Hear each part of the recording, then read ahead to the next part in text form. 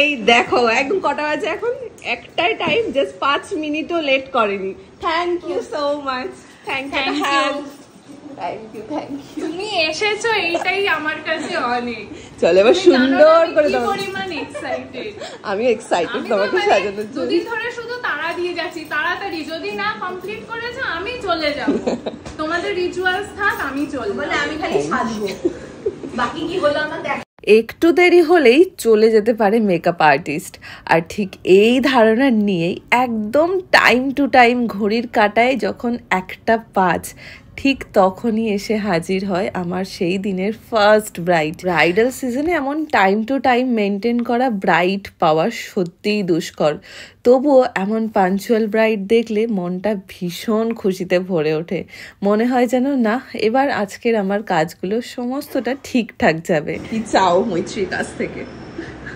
তুমি যেমন সাজাবে সেটার উপরই আছি, শুধু আমার মানে স্কিনটা প্রচুর ড্রাই, হ্যাঁ সেটা একটু দেখো, বোঝা যাচ্ছে এই জায়গাগুলো পুরো ড্রাইনেস। আর চোখটা কি টানা টানা ভালো লাগবে আমার, আর আমি একটু গাল চাই।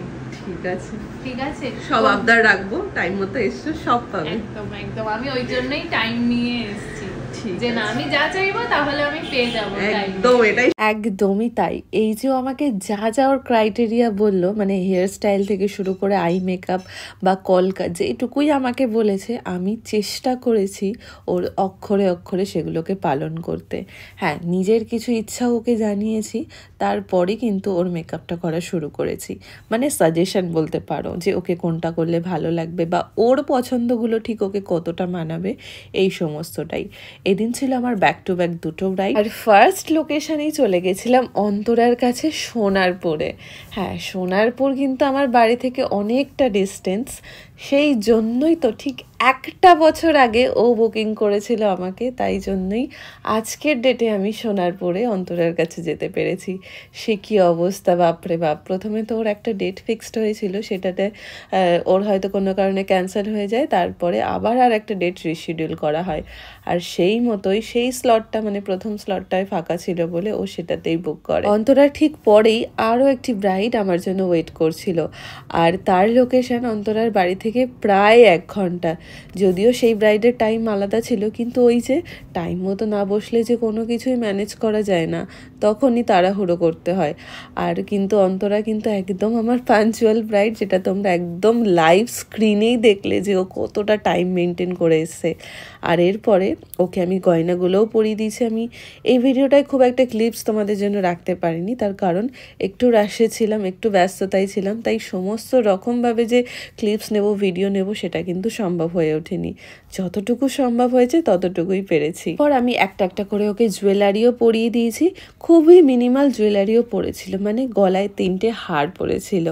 আর এই যে ওর কমপ্লিট লুক, হেয়ার স্টাইলটাও চেয়েছিল একটু লাইন্স, কিন্তু আমিও লাইন্স করেছিলাম, বাট কোনো কারণে ওর মুখের সাথে সেটা মানাচ্ছিল না, তাই একদম ফ্ল্যাট হেয়ার স্টাইল ওকে পরে করে দেওয়া হয়।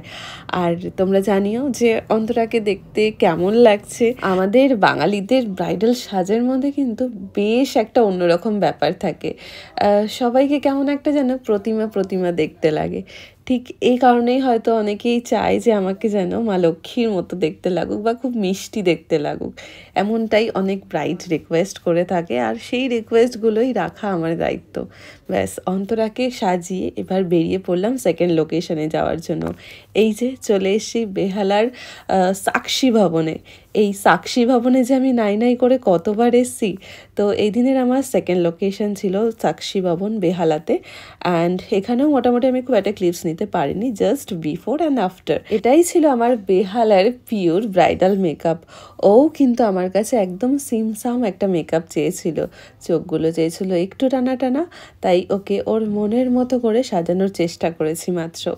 আর এখানেই আমার শেষ হলো, বাড়ি ফিরলাম অনেকটা রাত্রে, কারণ পরপর দুটো ব্রাইড ছিল, কাজের একটু রাশ ছিল, সবটা মিলিয়ে। তোমাদের কেমন লাগলো জানাতে ভুলো না। চলো এখন টাটা সবাইকে, খুব ভালো থেকো।